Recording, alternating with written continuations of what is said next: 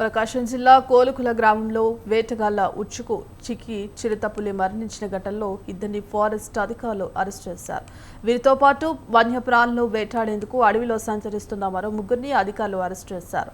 చిరుతపులి మరణానికి కారణమైన తండ్రి కొడుకులు రామయ్య ఎల్లయ్యల ఇంటి నుంచి దుప్పుల కొమ్మలతో పాటు వేటకు ఉపయోగించే తీగలు, కత్తులను అధికారులు స్వాధీనం చేసుకున్నారు. విశ్వసనీయ సమాచారంతో వేటగాళ్లను అరెస్ట్ చేసినట్లు ఫారెస్ట్ రేంజ్ అధికారి సుబ్బారావు తెలిపారు. వన్యప్రాణులను వేటాడడం నేరమని అటవీ చట్టం ప్రకారం 5గురిపై కేసులు నమోదు చేశామన్నారు.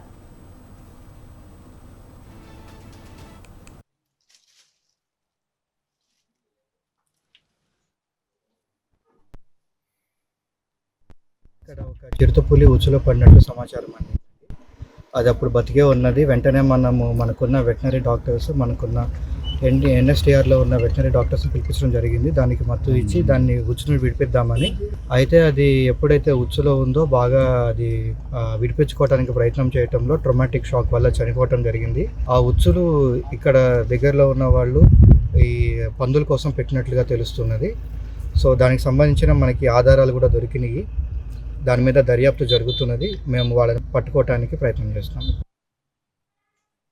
ఫిబ్రవరి నెల 15వ తారీఖు దొంత రామయ్య మరియు దొంత ఎల్లయ్య అనే వ్యక్తులు ఇద్దరు అడవిలో 15వ తారీఖు రాత్రి 8 గంటల సమయంలో వాళ్ళు ఉచ్చులు వేసి మాటు వేసి వెళ్ళి మళ్ళీ ఉదయం తెల్లవారుజామున వచ్చి అక్కడ చూసిన సందర్భంలో ఈ విధంగా చిరుతపులి పడింది అని చెప్పి వాళ్ళు చూసుకొని నిర్ధారించుకొని అక్కడ తాళ్ళు కట్ చేసి అక్కడి నుంచి వెళ్ళిపోయారు.